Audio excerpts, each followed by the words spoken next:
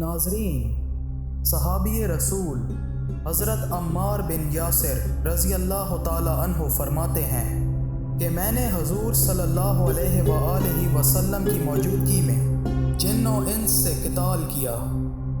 جب آپ رضی اللہ تعالی عنہ سے پوچھا گیا کہ جن و انس سے کیسے قتال کیا، تو آپ رضی اللہ تعالی عنہ نے فرمایا کہ ایک مرتبہ ہم رسول اللہ صلی اللہ علیہ وآلہ وسلم کے ساتھ سفر میں تھے۔ ہم نے ایک جگہ پڑاؤ کیا، میں اپنا ڈول اور مشکیزہ لیے پانی کے لیے چلا۔ آپ صلی اللہ علیہ وآلہ وسلم نے ارشاد فرمایا، تیرے پاس ایک شخص آئے گا اور وہ تجھ کو پانی بھرنے سے منع کرے گا۔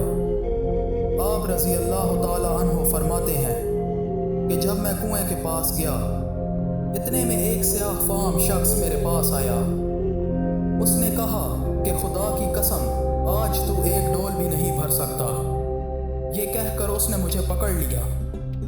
میں نے بھی اس کو پکڑ لیا اور میں نے اس کو زیر کر دیا، پھر ایک پتھر لے کر اس کا چہرہ اور ناک توڑ ڈالی اور اپنا مشکیزہ بھر کر حضور صلی اللہ علیہ وآلہ وسلم کے پاس آ گیا۔ آپ صلی اللہ علیہ وآلہ وسلم نے ارشاد فرمایا، پانی کے پاس کوئی آیا تھا؟ میں نے عرض کی کہ آیا تھا اور پورا قصہ سنا دیا۔ آپ صلی اللہ علیہ وآلہ وسلم نے فرمایا کہ تو جانتا ہے کہ وہ کون تھا؟ میں نے عرض کی کہ نہیں۔